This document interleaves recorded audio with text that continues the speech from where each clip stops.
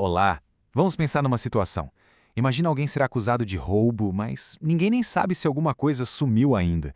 Soa bem injusto, né? Pois é exatamente uma situação parecida com essa que uma regra fundamental do Supremo Tribunal Federal veio para evitar, só que no universo dos crimes tributários. Bora entender isso a fundo. A grande questão, o centro de tudo, é essa aí.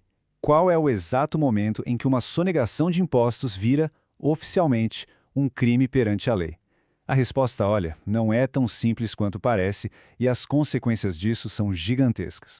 E para a gente desvendar esse quebra-cabeça, nosso roteiro vai ser este aqui. Primeiro, a gente conhece a regra em si. Depois, entende a lógica por trás dela. Na sequência, vemos o impacto prático, os limites dessa regra e, por fim, o equilíbrio que ela tenta criar. Então, vamos direto ao ponto, ao coração de toda essa discussão. A regra, a tal da súmula vinculante 24, que foi estabelecida pelo Supremo. Tá aí o texto oficial. Parece juridiquês, né? Mas vamos traduzir. Não se tipifica significa que a lei não pode considerar aquela atitude um crime. E isso acontece antes do lançamento definitivo do tributo, ou seja, antes da dívida do imposto ser 100% confirmada. Essa súmula vale para os chamados crimes materiais, que são aqueles onde o prejuízo precisa de fato acontecer. E nesse caso, qual é o prejuízo? O não pagamento do imposto. Então, a regra é cristalina. Se a dívida ainda está em discussão administrativa, o crime de sonegação para a lei simplesmente ainda não existe. Resumindo a ópera, sem uma dívida fiscal final, batido o martelo, indiscutível, não tem crime de sonegação para ser processado na esfera criminal. O processo administrativo tem que terminar primeiro. Simples assim. Ok, mas por que essa regra existe? Qual é o raciocínio por trás dela? Agora a gente vai entender a lógica que fundamenta essa decisão tão importante. A criação dessa súmula pelo STF não foi à toa, não. Ela nasceu de uma necessidade bem clara: garantir direitos básicos de todo cidadão, como o direito de se defender e ter um processo justo. É, na verdade, uma proteção contra o uso apressado do poder de punir do Estado. E olha que interessante essa citação do ministro Sepúlveda pertence. Ela é a chave de tudo. A pessoa precisa ter a chance de discutir a dívida com a Receita Federal no campo administrativo antes de ser jogada no meio do turbilhão que é um processo criminal. É uma questão de justiça, de fazer as coisas na ordem certa.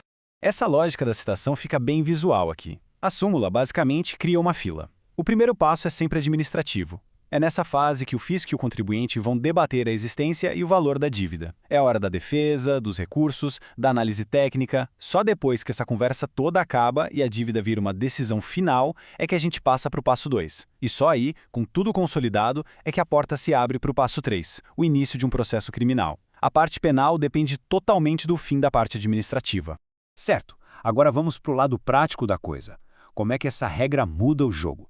Especialmente quando o assunto é o prazo que o Estado tem para agir.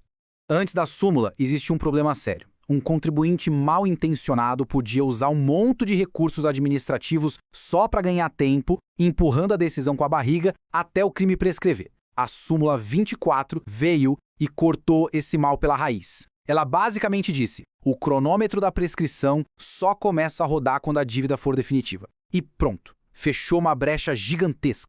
E como a própria jurisprudência do Supremo mostra, não faria o menor sentido o tempo para punir um crime ficar correndo, enquanto o próprio crime, tecnicamente, ainda nem existe de forma oficial. A súmula trouxe coerência para esse processo.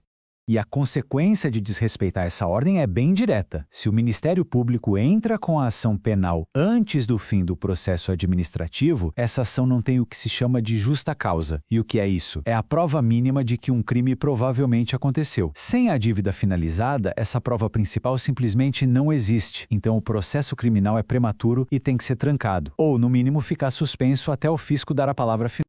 Bom, a regra é poderosa, mas ela não é um escudo que protege contra tudo. Chegou a hora de explorar as situações em que a súmula 24 não entra em campo. É muito importante entender que essa proteção da súmula tem um alvo bem específico: os crimes de sonegação que dependem da confirmação de uma dívida. Fora disso, a história muda de figura. Por exemplo, a súmula não serve para blindar outros crimes que podem estar rolando ao mesmo tempo, tipo lavagem de dinheiro ou corrupção. A investigação desses outros crimes continua normalmente. Ela também não vale para os crimes formais, como o descaminho. Descaminha quando alguém traz um produto legal para o país, mas dá um jeito de fugir da fiscalização para não pagar o imposto. O crime acontece ali, no ato da fraude, e não depende de uma apuração fiscal complexa que vem depois. Chegamos na nossa última parte, onde a gente vai amarrar tudo e entender o quadro geral. O grande equilíbrio que a súmula 24 tenta criar. No final das contas, o objetivo da súmula não é gerar impunidade, de jeito nenhum. É uma questão de organização e justiça. Ela garante o direito de defesa na esfera administrativa, mas ao mesmo tempo assegura que, uma vez confirmada a fraude, o Estado vai ter o tempo e a base legal para começar a ação penal.